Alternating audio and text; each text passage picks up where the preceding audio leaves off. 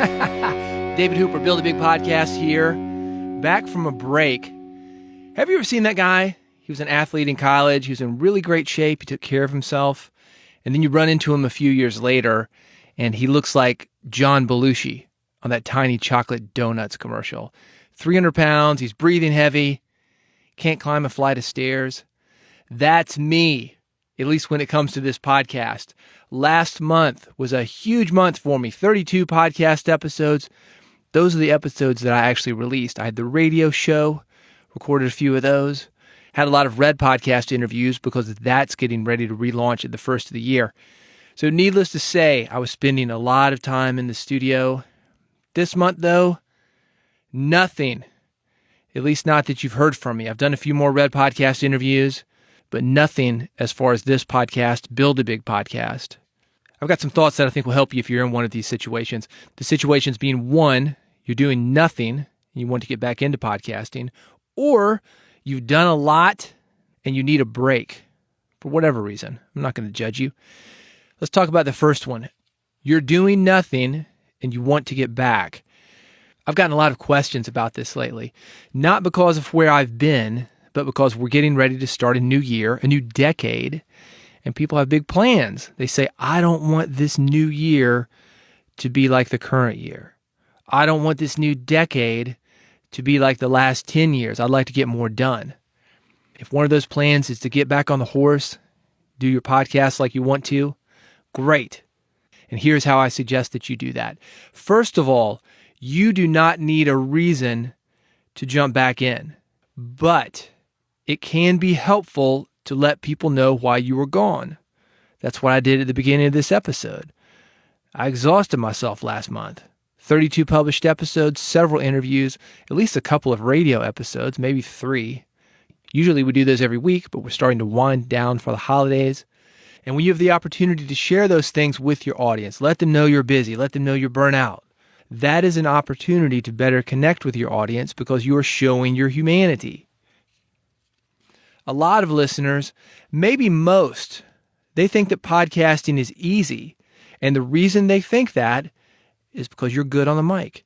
You edit your episodes so that you sound better on the mic. You run it through compression. You've got a noise gate. You do everything you can to sound great when somebody listens to you. But listeners don't know that. They don't know the work that it takes, the outlining, the knowledge that you have to have, the skill that you have to have, the editing, the post-processing. They don't know that. And by explaining where you were, I'm busy, I did this many episodes, I had to prep them, I had to edit them, I had to do post-production on them. That's the opportunity that I'm talking about that shows your humanity.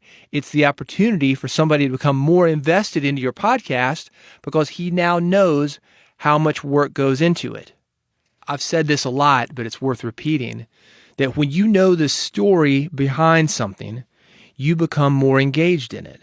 I saw this Netflix documentary recently. I think it's called The Movies That Made Us.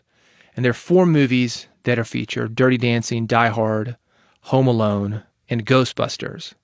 And this documentary takes you through the process of how those movies are made. By doing this, it gives you a new appreciation for them. Something else I mentioned, this is in my book, Big Podcast. It's what I call the juggling chainsaws situation. And that happens when you've got a juggler, a literal juggler, somebody who juggles things, bowling pins, fire, chainsaws, balls. These guys get so good that it looks easy.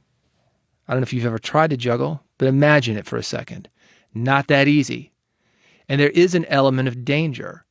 So what somebody will do, if he's a great entertainer, before he brings out the chainsaws, he starts off with the balls, the juggling pins, maybe fire.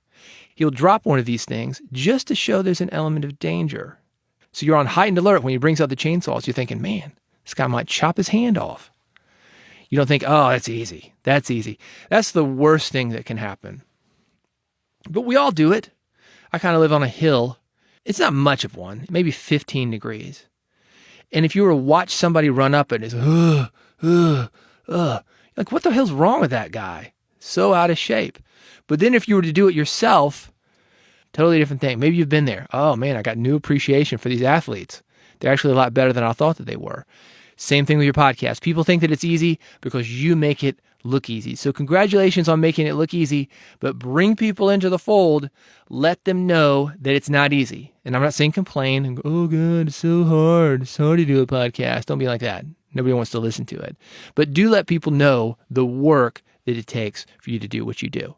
When you do that, when you take a break, or if you've taken a break, people will understand, hey man, he's busy. It takes a lot of work to do the podcast that he does.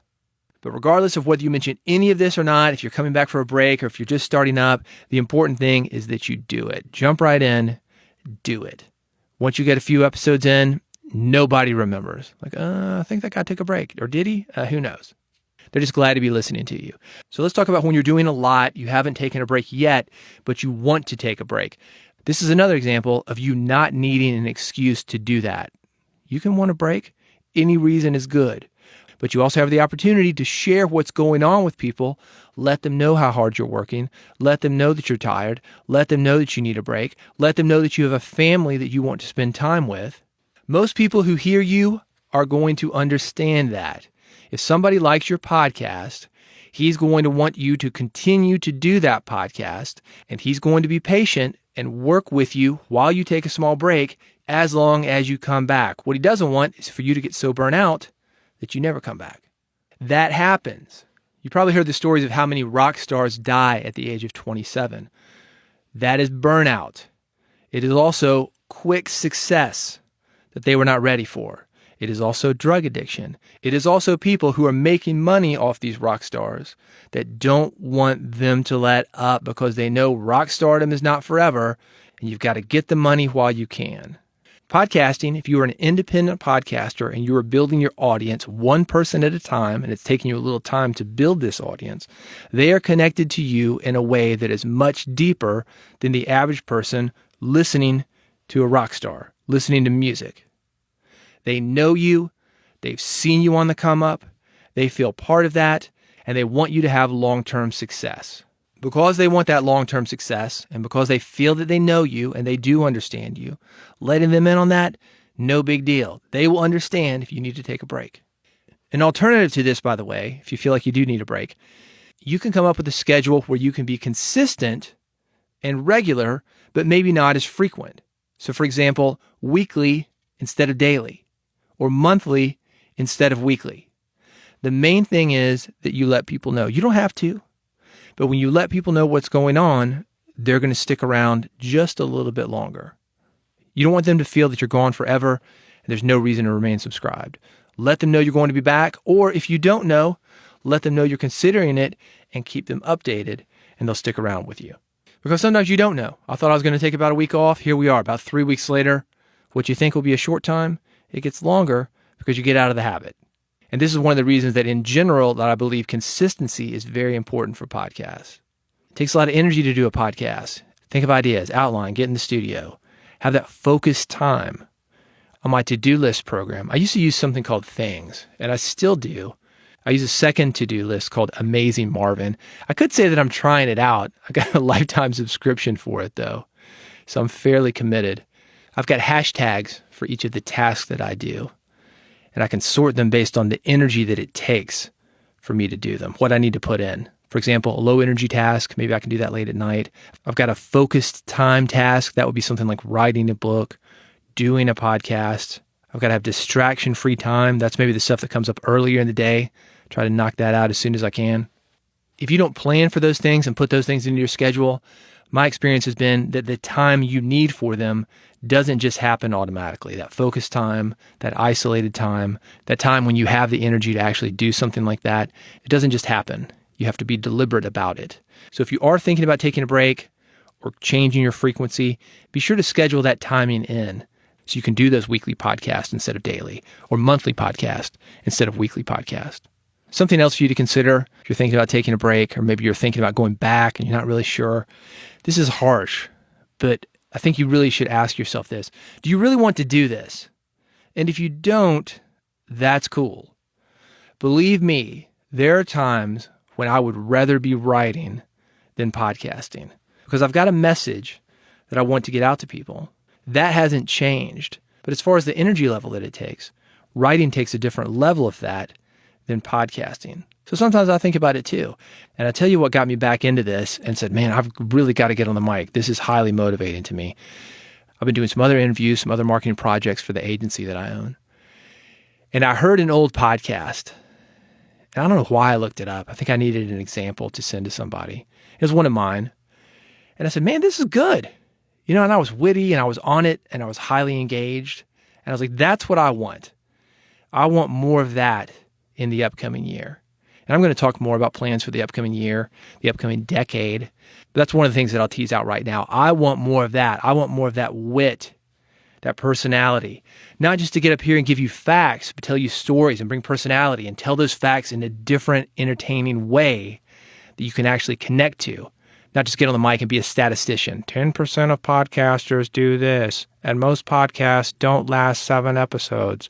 This is what we call pod fade. Yeah. We got that. I'm trying to bring some personality into it. I'm trying to make it fun for you. I believe when something's fun, we're more likely to be engaged. Consider that when you're going back to your podcast or when you're taking a break, you want to revamp your podcast. I've done that too. If you go to redpodcast.com, I'm getting ready to release and relaunch the 4th version of that podcast. It's been going for several years. Sometimes you want to change things up, and that's cool. It's one of the great things about podcasting, especially solo podcasting. You've heard me talk about this if you listen to my 30-day solo podcast challenge last month. When you are a solo podcaster, you can change things up whenever you want. So don't feel that you need to be stuck into doing the same thing you've always been doing just because. If it's not working for you, don't force it. You're going to get burnt out, and then you're going to go away, and you're never going to come back. Make it work for you. Your audience will appreciate that. So do what you need to do to take the time to make your podcast, to make editing easier. If you need to hire it out, for example, do it. And episode prep, I got you covered. I've got episode templates for you. They are free. And if you go to bigpodcast.com/subscribe, you will get those and some other podcasting tools. You will get my guest agreement. This will make sure that you never run into any problems when you have a guest as far as permissions, somebody coming up to you after the fact, oh, could you edit this? I don't like how I sound. Could you mix me like this? That doesn't happen when you've got a guest agreement. People know exactly what they're getting into. And before they show up, they know what they need to do for you to get a great sound. That is included. Social media templates, so much in my free podcasting toolkit, bigpodcast.com/subscribe. Thanks for sticking this year out with me. It's been so much fun. I'm excited to get back behind the mic, and I'm excited to deliver more podcast marketing content for you. Bigpodcast.com is the site. If you need to get me, reach out there, and I will see you on the next episode of Build a Big Podcast.